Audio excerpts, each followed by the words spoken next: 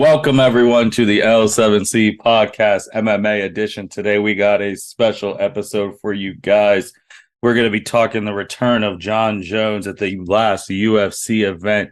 We're also going to be talking about my guy Kamaru Usman in the next UFC event. We got a lot going, talking 285 and 286. We got the MMA expert, Mr. Chuck Marlowe. How are you doing today, sir?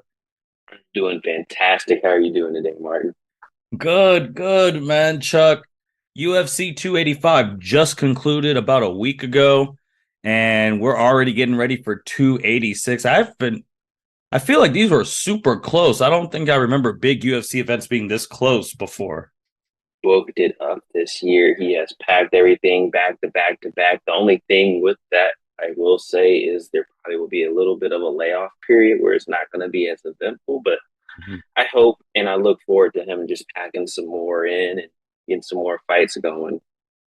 All right. Chuck, let's go. Let's get right into it, man. 285. Just quickly on some prelim stuff. Were there any prelim matches that you were like shocked who won? Were you excited? Like what prelim matches caught your eye? I'm not even going to necessarily say shocked, but I mean, this card was honestly loaded. I watched this thing from the start to finish. Mm-hmm. You see my parlays, you seen my bets. Most of I wasn't surprised by who won because all I got, I think, what 7 out of 9 right. Mm-hmm. Shabenko was an upset no one probably really expected. So really, I feel like 8 out of 9. But what okay, Mm-hmm. we'll take it that way. Tabitha Ricci, she did her thing. I had her winning by decision. She got that submission done with 2:14 left into the second. Messed up one of my parlays. I could have won 4K, but I'm not mad. One of the good fights. This fight was kind of interesting. Caught my eye. Cameron Simon and Mana Martinez, the South African Cameron Simon. That fight was very interesting fight just because all of the kick to the groin Mm-hmm. and all the points he got taken off and he still won. He had like 2 points taken off and he still won. You don't understand. Like if you lose a point and you're like fights are close, 10-9, 10-9 rounds, like, and that's usually how they're always scored. So for him to win after getting 2 points taken away from each round, that was pretty dominating and pretty interesting. Ian Machado Gary getting the big shout out from his boy Conor McGregor, one of the other Irish standouts coming up in this thing. Who showed He up at the showed out. press? He was there. Connor was there. Yeah, Conor, that's his man. Ian Machado Gary is his guy, and he is backing this man. And without there's no doubt why he's backing him up. I mean, dude showed his hands. He let the things loose near the end of that. He messed Mr. Song up. Yeah, I like what I'm seeing from the kid. Let's get him off the prelims and start getting him on some main cards probably here soon. Because he Um, wasn't even on the prelims. He was on the early prelims. yeah, he was on the early prelims, and I'm looking for him. I'm ready for him to get off of those because the kid has showed some real promise as of late. So we can see what he'll do next. Moving up into like the prelims, Derek Brunson and Driscus Duplessis. That was a real that was like a fan favorite fight right there. Two Mm-hmm. guys who were just going to go right out into the gate and just swing. I saw this coming along like a mile away. Derek Brunson, he's getting up there in age. He's at like 39. He just didn't have it in his tank. I don't know what really pisses me off about Derek Brunson. He fights a fight to lose. He just goes in there and he's just swinging. And, like you don't have a this is my thing. Either train better cardio if you're going to go out there and put out a high level of input like that, or either just go out there and fight more tactful, fight more skillful. Don't just go out there and empty your tank and then be sitting there like gassed out. And just his corner had to throw in the towel because he just couldn't like get up. He was just gassed out and he was getting too bombed on by Driscus. Like Driscus, I understand he's going to do that. He's going to come out of the gate. He's going to push a high tempo. He's going to fight gas. He fights kind of stupid too, which I hate about him as well. But he can do it and actually keep pushing that cardio tank and digging deeper. Moving up into the bantamweight, you got Cody Garbrandt and Trevin Jones. That was one of the fights Ohio I was really kid. looking forward to. Yes, sir, Mr. Cody. I was looking forward to a knockout, but Trevin Jones really kind of showed he wasn't completely out of touch. I think that was a pretty close fight. It wasn't super close. Like Cody definitely won, but like I feel like Trevin definitely showcased a few things. I feel like when you look at the total strikes, it was like 33-30. Mm-hmm. Cody just had the 2 takedowns, which kind of helped him. And he had the more significant strikes with like 26-20. So I think that's what really did it. It was a pretty close fight when you look at the fighter odds of both of them winning. So that was really good. Bo Nickel and Jamie Pickett. So this is why I kind of was Going up playing to a the little bit. main card. Yeah, I was playing a little bit of Call of Duty. I was sleeping a little bit right here on this one, but I knew what was going to happen. I kind of already knew what was going to go into this. Bo Nickel, I mean, dude is a dog. He's finally showed up. He's here. And he's here to stay. He got the win, pulled it out, and just got his submission. I think I had him by submission on my parlay too, so no shocker there. Now, the fight that got me was Gamrot and Jalen Turner. Yeah. So on my one, I had Jalen Turner winning. I mean, I think Jalen Turner's a really high level fighter. I think he has a lot of length right there in that lightweight division. I mean, dude's like 6'3", 6'4", got like 80 something reach.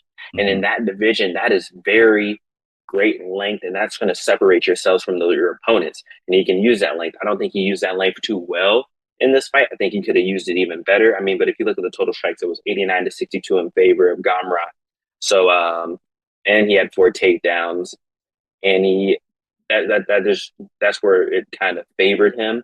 But if you look at the significant strikes, it was 40-29 in favor of Turner, and he had 1 knockdown on Gamrot. So that kind of factored into it too. But I feel like Gamrot really kind of pulled it out in the end, just because of takedowns, and takedowns are something that they judge heavy if you get some ground control time. How do you Moving like? Because that match that went all the way because the decision was split.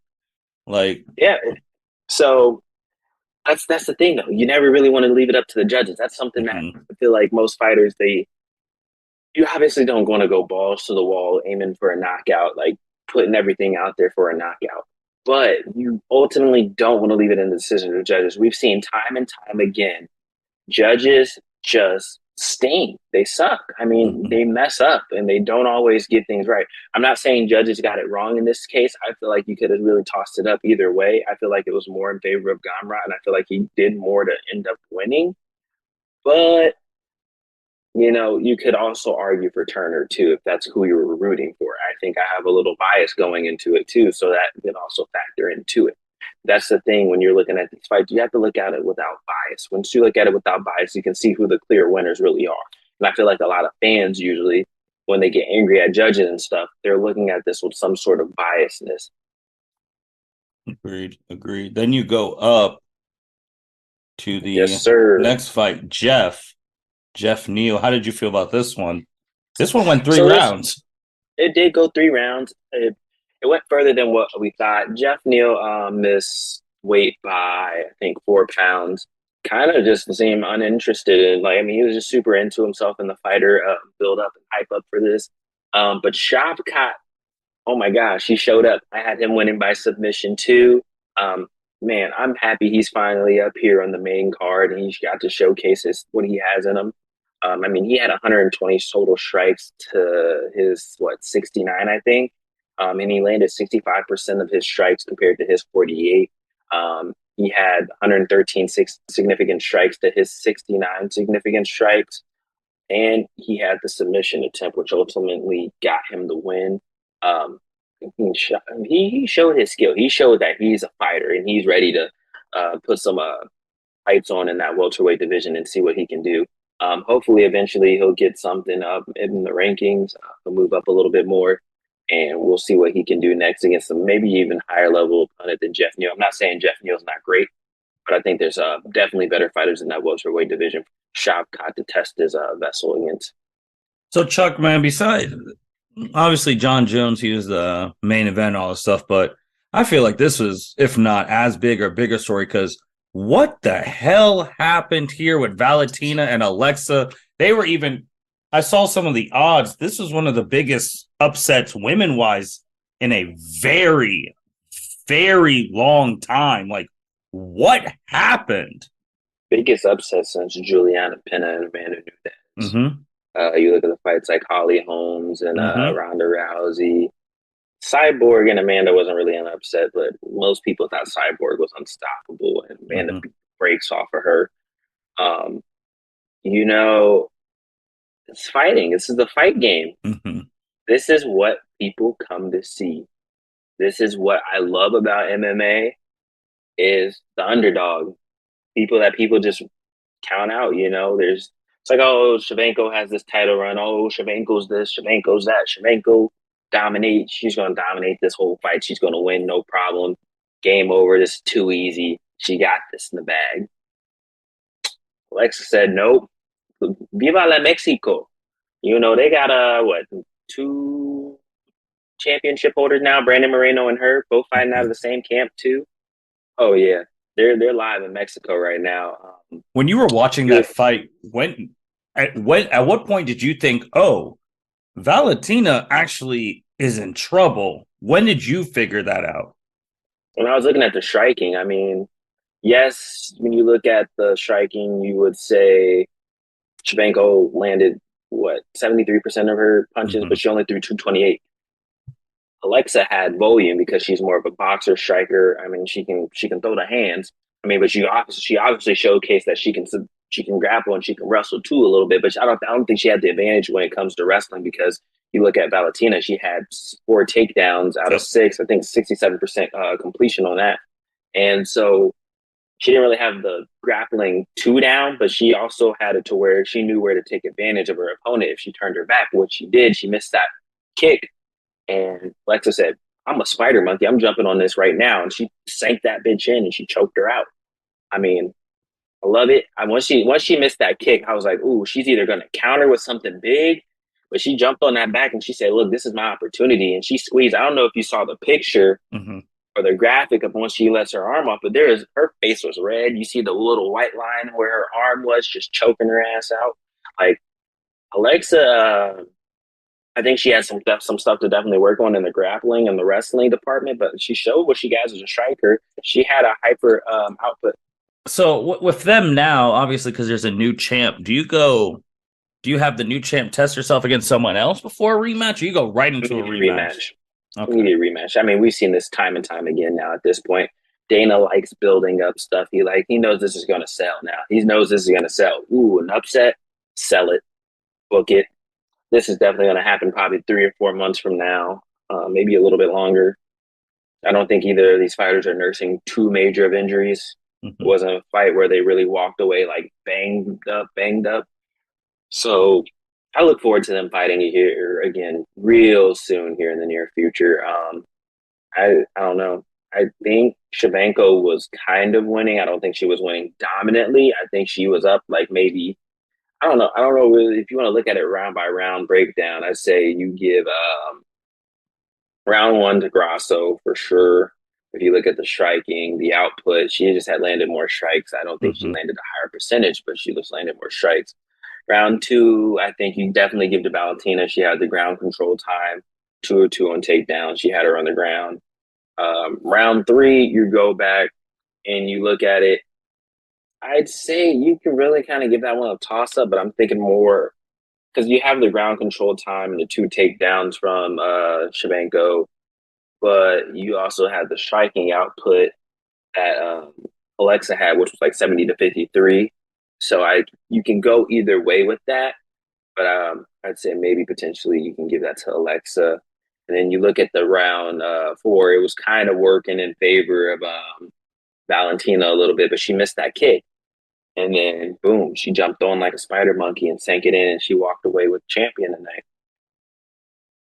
Chuck, I've had this conversation with other people in the L7C, specifically Dragon Ball expert Mitch, and we talked about UFC and want to get your opinion on this too. I feel like because we talk about the betting, because I followed one of your parlays, and this was the only loss we had.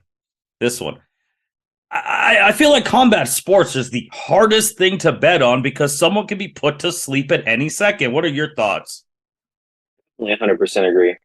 Because if you go into a fight, like something we're going to be talking about later, you're like, oh man, I got this dude is winning. This dude is going to win.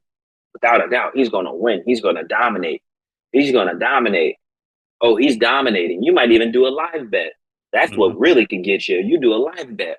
Oh man, yeah, he's whooping his ass. He's up 4 rounds. This is the 5th round. He can coast. I'm gonna put all my money on him. I'm gonna put all my money on him just to see if I can make a little bit of extra. You got some people who are rich enough. I'll put $1 million on him since he's up so much, and that way I know he'll win the fight. Boom, you lose $1 million because one uppercut puts him to sleep. Mm-hmm. It's painful, Like, man. It's it's just, painful. it can happen. You make one mistake, and like in this case, she made a mistake. She missed the kick. It's just if your opponent exploits that mistake. Now you have some fighters that aren't that high level. You might miss a kick like that against someone else who's a lower level fighter. They're not going to jump on your back and they're not going to sink that in. They're not going to think to do that. They're just going to be like, oh, okay, ooh, I dodged one. Let's reset. Let me see how I'm going to be able to get it and attack next. So you have some people who comes in with nerves also when that kick misses. They're like, oh man, all right, I gotta start panicking a little bit. Like, oh man, that could have been something big. Maybe you get slept because you're thinking about that kick too much. So I mean, there's just a lot of different aspects that go into it. And I mean, yeah, I think that's definitely one of the hardest sports to bet on because anything can happen. I mean, shoot, Cyril Gane could have won. Cyril Gane could have probably maybe threw an uppercut or something and caught John. I mean, it's heavyweights. Heavyweights hit hard. Mm-hmm. He could have just caught him, and he could have won and been like, "Oh man, that Jon Jones GOAT debate is not up for discussion anymore." Only thing is, Jon is just a high level fighter. Yeah, and since we're talking about it, let's go right to it. Main event, obviously the buzz. Jon Jones hasn't fought in 3 years. I mean, even I was caught in I was watching all the blogs on the UFC channel, watching everything, telling you I'm watching while watching both their journeys. And the last time the L7C we talked about Jon was that incident he had with the mother of his children. And we're like, I don't even know if this guy's ever going to come back. He came back. They look very interesting in the arena. Yeah, that was something. Came back as a challenger. Before we get to there, the weigh-in. That was the first time we got to see Jon Jones, heavyweight, no shirt on, doing the weigh-in, all that stuff. When you first saw the weigh-in on the Friday in the press conference, what were your thoughts? I thought his genetics. I mean, have you seen his brother Chandler Jones and Mm-hmm. I can't think of the other one, offensive lineman, Super Bowl champion, but yeah, their genetics aren't great for legs. I mean, if you look at Jon Jones' legs, his calves are skinny as hell. His upper leg thigh is like kind of meaty, but not like super meaty. But then that upper torso was carrying all the weight. The weight's not distributed correctly, but Mm-hmm. I mean, he's pretty damn strong legs. We've seen him kick before. Yeah. I saw the memes on Twitter, Fat Jones, Fat Jon Jones, It's the first time big people saw bones, him in eating 3 chicken years. bones.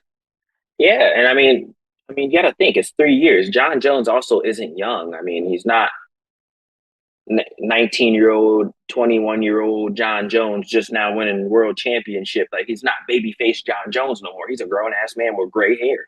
Mm-hmm. He's aged a little bit, but he also showed that he's also aged in the ring where he's still a high level fighter and he's matured and he's grasped even furthered his knowledge even further than what he already had. I mean, we didn't really get to see too much because he didn't have enough time to because he got it done so quick. But yeah, no, I've seen him on that scale. I mean, he put on the weight good. I mean, he did a lot of weightlifting. I don't think he got shredded like everyone thought he was going. I think people were looking for him to show up looking like Francis Ngannou or something, or like Mm-hmm. Cyril Gane. They wanted him to match what he was fighting. But I mean, not everyone puts on weight the same, Correct. and not everybody looks the same, like when they bulk up. So I Correct. think he did his job. He did what he needed to do. He put the weight on, and he felt confident and happy with what he had. I feel like he looked a little bit slow, like in the pre-fight interviews and the videos that they put, the UFC embeds that they put on YouTube. Mm-hmm. But I still think he'll, with time, it's gonna grow on him. You got to get used to putting that weight on. I mean, at one point I was weighing 225. I wasn't used to weighing that much. I wasn't like moving the same way that I was before. So I mean, Mm-hmm.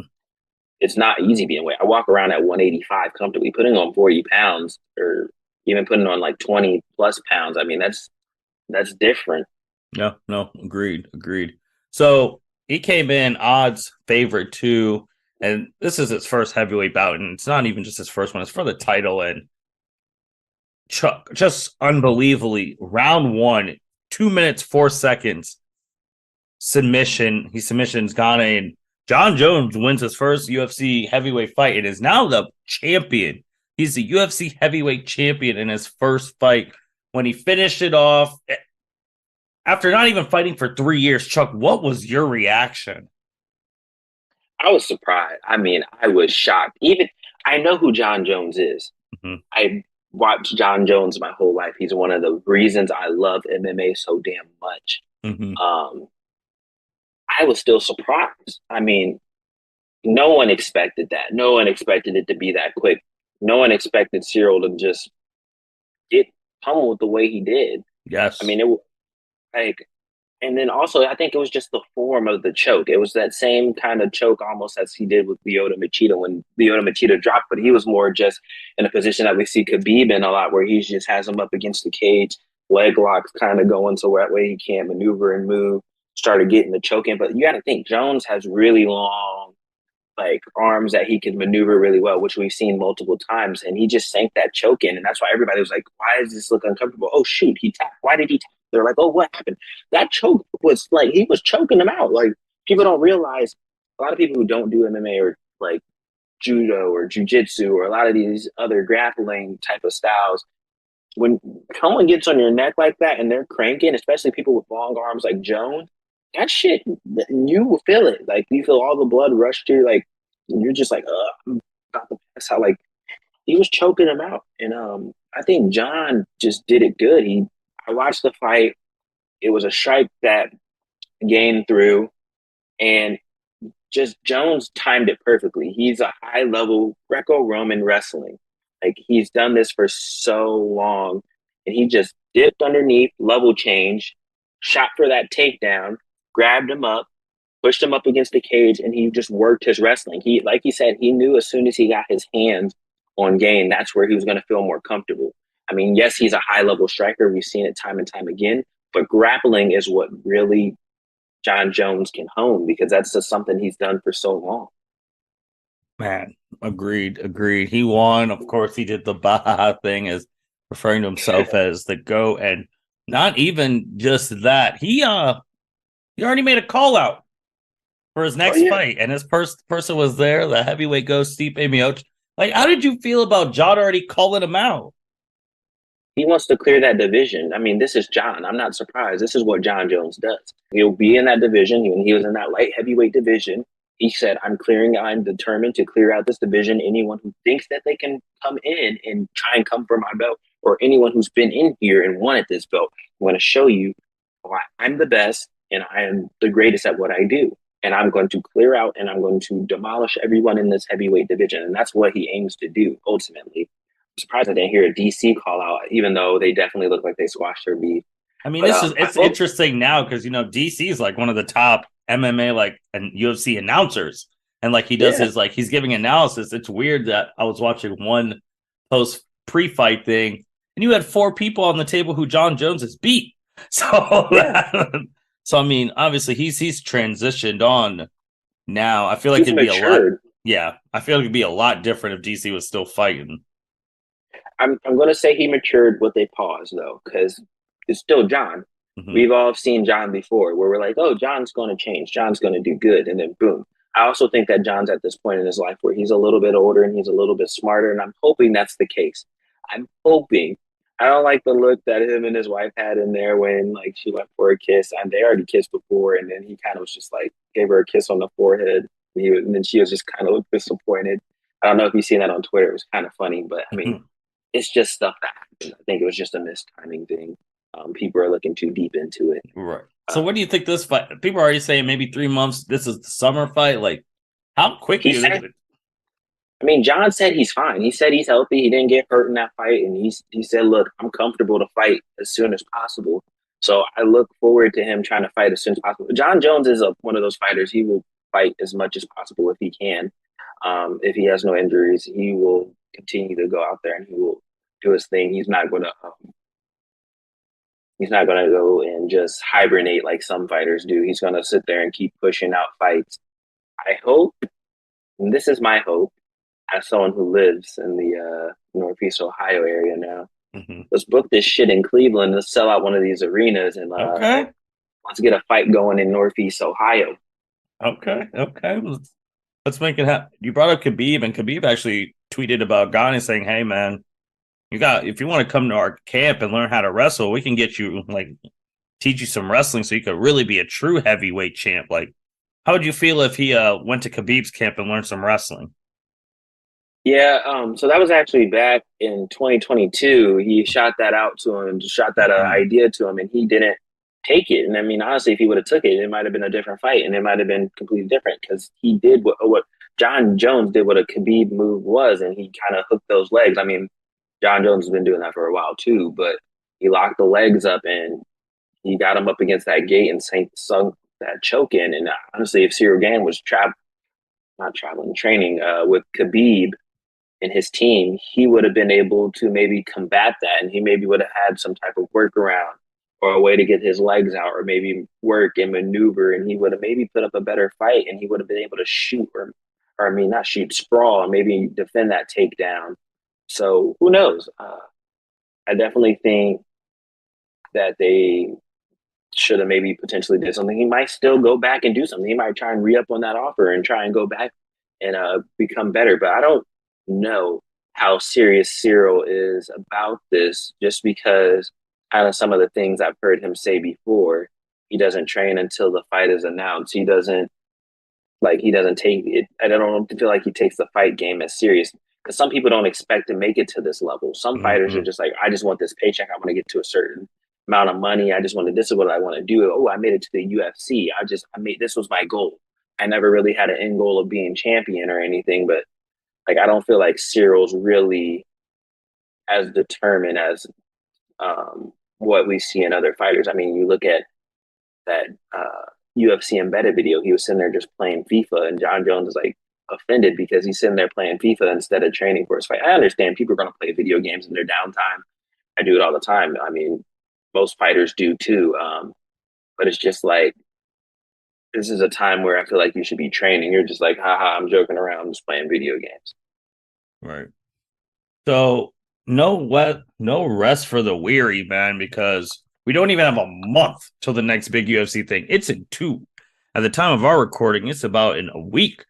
We got 286 coming up, man. Like, this is quick, like we've already said. And what are we looking at this card besides the main event? Because we're going to talk about the main event a little bit more in depth. And what else are we looking at this card, man?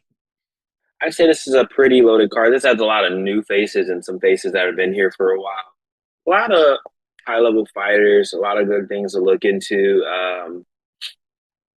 Some of the ones you want to look at is Jennifer Maia versus Casey O'Neill in the early prelims. I think that'll be a pretty good high level fight. You see two high ranked fighters in number 9 and 11 in the women's flyweight route, and that's a plus 150 to minus 175 odds right now as it looks.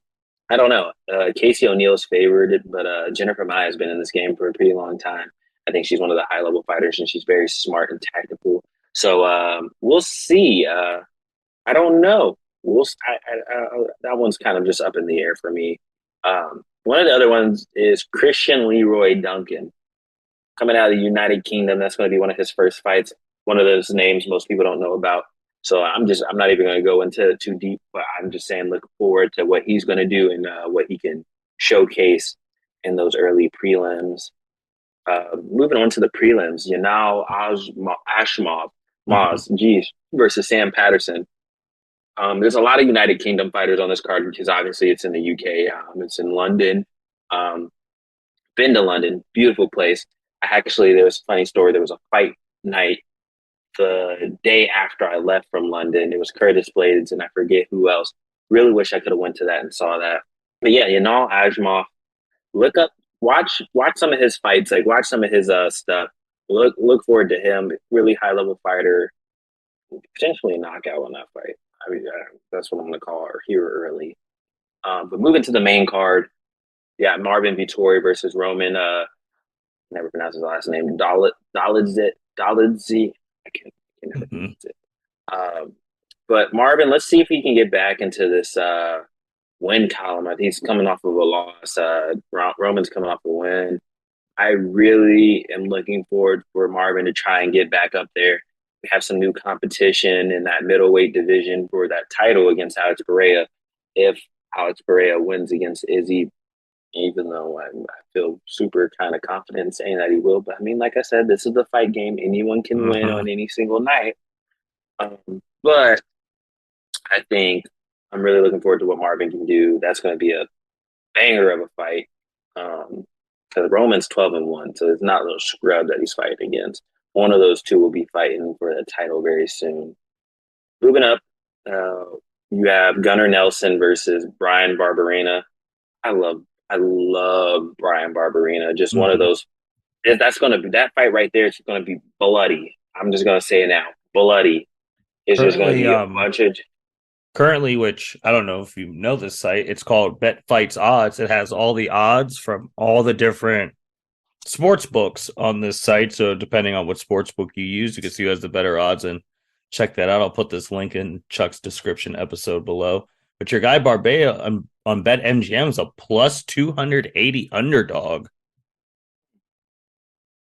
I feel like I like that for him though Okay. because he has a chin on him. Mm-hmm. Barberena has a chin. He will sit there and just take and take and take and take and take. So I really look forward to what he's going to showcase in that fight because I don't think that it's going to be as far off of a fight as people think. I think it's going to be a lot closer than what people are going to think. Moving up, you got Joanne Wood and Luana Carolina. Mm-hmm. Luana, last fight I think I saw her, she had some high level striking. Joanne Wood is no scrub either. So I think that's going to be a pretty good fight. But I got Joanne. Unfortunately, she's at home in United Kingdom. I think she's going to show out for the fans and the hometown crowd. I think she's going to do what she needs to do to get her win and up in the rankings.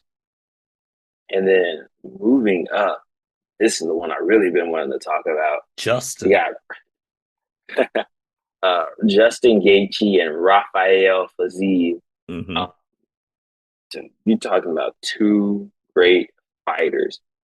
Justin's coming off of a loss, but I mean, anyone who knows MMA, anyone who's been watching for the past 5 years or so, you know who Justin Gaethje is. You know he's a fan favorite fighter. He's gonna just sit there and he's gonna brawl. He will sit there and throw bombs. He's gonna take hits and he's gonna throw hits back.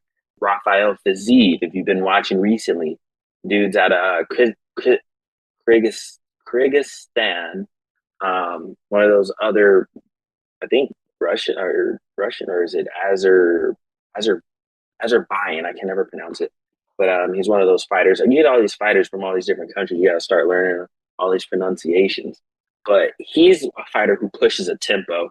So I think this is going to be an interesting fight for Gaethje, and I think it's going to be an interesting fight for Fiziev because Z likes to push, push, push in your face, constantly going. He's going to come after you. He's going to grapple. He's going to throw punches. He's going to throw bombs. Gaethje is one of those fighters. He's going to stand back and he's going to just sit there and brawl. He's going to fight. So I think that's going to be a really fan favorite fight there too. Another potentially bloody fight because I know those two are going to throw down. That's going to end either in a knockout, submission, but it ain't going the full three. I know Who, that for sure. who do you have in that fight? Because currently, Justin's the underdog. Like, who do you? And he's ranked Justin three. is the underdog, but I don't think you count him out. I think that man has a chin on him. And I think just because the Zeev is on the rise right now and people haven't seen him against a fighter like Gaethje, I don't know. I think Gaethje is also a high level fighter. He's fought for the title and he's also fought against a lot of high level fighters. He has experience under his belt now. So I don't think that he is someone to count out in this fight. I think there's a lot of underdogs in this card that they might catch some people by surprise because a lot of people are counting them out. And then you have the main event, the champion Leon Edwards versus the challenger Kamaru Usman. Kamaru Usman, obviously, Usman got his rematch immediately as quickly as he could because, like we've said since this whole podcast, about you could be dominating a fight a whole time, which Usman was the last fight, and then you get caught and game over. And that's what happened to him. He lost his title to Leon. Currently, Usman's the favorite. The favorite right now, and champ Mr. Edwards is the underdog. Chuck, how do you see this fight going? What are the ways Leon can shock the world again? And how are the ways Usman can get his title back? And who do you have winning this fight? It's so funny. It's weird seeing Leon with the belt, not Kamara. Um, you look at the records: 20-3 versus 20-2. Mm-hmm. Very eerie similar. Look at the last fight. Yeah, one win, one loss. You look at the height, the same. 6 foot, 6 foot. Weight, obviously the same. Reach, you have the 2 inch reach advantage in favor of Kamara, and then you have the 2 inch leg reach in favor of Leon. It's so crazy. It's wild how these stats are literally almost identical. You think about how that last fight ended. You think about that kick, Mm-hmm. 2 inch leg reach. You think about how Kamara was beating him in the stand up for most of the time, 2 inch arm reach. But you think about the fight and you really look back and you think there's nothing else that's really close. You think Kamara was dominating, Leon got lucky and shocked the world. That's the thing. That's what a lot of people talk about, and that's what a lot of people say. He shocked the world. The reason it was so shocking is because Kamara Usman is so fucking dominant, Mm-hmm. and he's so good, and he was dominating that whole fight.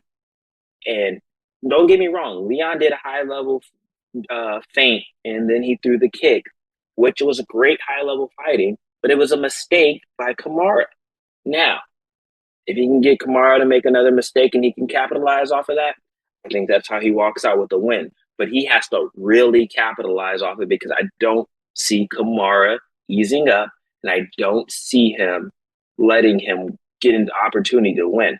I see him coming out here like a Jorge Masvidal fight almost again. Because Leon Edwards definitely showcased and proved he still can't wrestle. I mean, no offense to Leon. I mean, he had some takedown defenses in that fight, but Kamara will definitely get the takedowns. He will hold him down like he did against Jorge Masvidal, I think. He's going to ground and pound the whole fight. And it's going to be a fight where people are like, this is boring. This sucks, potentially. That's my thought. That's what I think might be going into this. I think Kamara is going to fight like a man on a mission to get that damn belt back. And he's going to do whatever he needs to do. And if that means grapple for 45 or 25 minutes and put him on the ground and just hold him there and ground and pound. He doesn't care if it's a fan favorite fight. He cares about getting his belt back, and he cares about winning and not making a mistake to where Leon Edwards can have that belt in his hand again. Man, it's so tough because, like you said, he had that shock the world factor, and now Usman's got to come in razor focus because if you lose to the same guy back to back, it's like you really might have to go to the back of the line and work your way up again, which is crazy to say for him. But if Leon loses, he should get a rematch. So here's the thing. I think this is how it plays out. It's kind of weird to say that Kamara has to go back to the back of the line and like work his way back because he's already worked his way through the line twice. Mm-hmm. Twice. He's beat everyone in there pretty much twice, if not more. He's shown why. That's the thing that's so weird about this is because he's dominant. And he should definitely still probably have that belt if it wasn't for a great moment in sports history. Mm-hmm. So that's when you start to look at, well, what's next then if he does lose?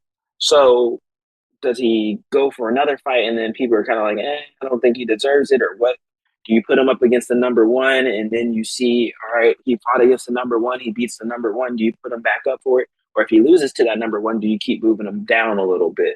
And then that's when you see people spiral out like you see in the welterweight division. Because when you think about it, you think about Tyron Woodley, the dominant run he had, and then you just kind of see him working his way against, he lost, and then he loses again for the belt, and then he's like, starts going against number ones, the number twos, and he's just working his way down slowly where he's not that same fighter anymore. And that's when you start getting into the mental game of fighting, and that's when you start getting into the mental aspects of this, what a loss can do to a man, what a loss can do to a lot of these fighters. So I don't really know if Kamara has that type of mental weakness, though. I think he's very mentally strong and a very resilient fighter. I think he has that iron sharpness, that Iron Mike sharpness, where he's going to come back out laser focused and he's going to want that belt back. So I'll look forward to this fight. I'm really curious to how Kamara fights this fight because from what I've seen before, I think I know what he's going to do and he's going to grapple and he's just going to dominate and ground and pound and just hold him down and beat the shit out of him. We'll see. We'll see. And this is taking place Saturday, March 18th in London, the United Kingdom, Arena 02. So that's going to be a great, great card. Literally just about a week and some change away on that. Chuck, I just want to get your other thoughts on this thing because this happened before recording, and obviously you talk about all fights. We had the first loss from Mr. Paul to Mr. Fury. I mean, so that finally happened. What did you think about that fight between Fury and Paul? About time someone shut that motherfucker up. I mean, shit. You're beating up a bunch of old retired ass fighters that are slow, and you're like, what, 20 something? You're beating up like 40-year-old men, and you feel good about it and you're confident. Like, get the fuck out of here. You fight amateur, not super high level, but better level than you boxer for once in the one time, and you clearly like get blown up. So he had the one knockdown in the last round. I mean, I did see him potentially winning by knockout in the 8th round, if anything. But he's not. I mean, I think he showcased that he was somewhat good, but he's not that good. So I'm happy for Tommy. I mean, I saw that video he had where he was walking in the house with the belt and his wife or girlfriend greeted him. I thought that was cheesy, but like, I hate TikTok boxing. I hate these celebrity boxing, whatever things that they do, because it's ruining the sport, like the combat sports, because it's just people looking for high level paydays and they're getting it and they're getting the draw and they're getting the people to watch it. But it's also just tainting the sport because it's so cringe and it's just so cheesy and so stupid. And I don't feel like you people really train like these other people do to get to this point. You're just someone who's famous and eventually just tries to train for a few months on end. And then you're like, oh, well, I think I can box because I just trained for a few months. Like, these people have been training for years and you're just taking away the opportunity and the light from them. Just stay in your lane.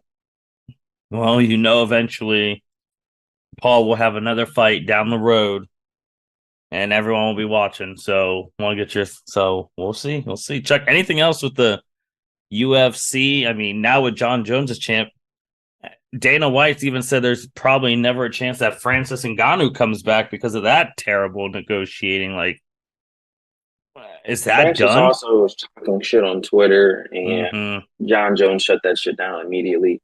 I don't know. I mean, I definitely don't think that that's something that Dana wants to entertain unless Francis is willing to take that pay cut. I think Dana's very prideful, and we've seen that before. And I don't think that Francis really cares too much if that opportunity isn't there. So I think he moves on. I think they both move on, go their separate ways. I don't see that reuniting anytime soon. I see maybe potentially a DC and Jon Jones, maybe if Jon gets on some type of rampage again where he's like, fuck you, DC, and start to beef for no reason. But I hope and I think that Jon Jones is on more mature and high level right now. So we'll see. Anything else, Chuck? That's all I got, man. Look out for the women's pod coming down soon. And also look out for Carly's podcast that I think you guys are recording this Sunday. Yep, this Sunday. Look forward to that. So by the time they listen to this, it should the time they listen to this, would have already been recorded, and that will be out eventually. Yes, sir. So look out for that on the way soon. All right, man. With that being said, thank you everyone for listening to L7C podcast. Like Chuck said, be on the lookout for some of those podcasts. A lot of cool stuff coming down the pipeline. Chuck also was back on stream playing some Call of Duty a couple of days ago at time of this recording. So be on the lookout for Chuck being on stream. And if you're listening to this podcast, catch him on stream. Ask him some UFC questions. in his comments, get his answers. He's always willing to answer some UFC questions on his Twitter too. So hit up Chuck on Twitter too. Definitely hit up his YouTube if you miss any of his stuff. Watch some of his old stuff, especially his old Madden stuff, which is all-time classics in terms of streaming. With that being said, thank you everyone for listening to L7C Podcast. Signing out. Thank you for listening to this episode of the L7C Podcast. Be sure to like, rate, review, and subscribe to the channel. Follow us on all social media platforms, and we'll be talking to you guys soon. Take care.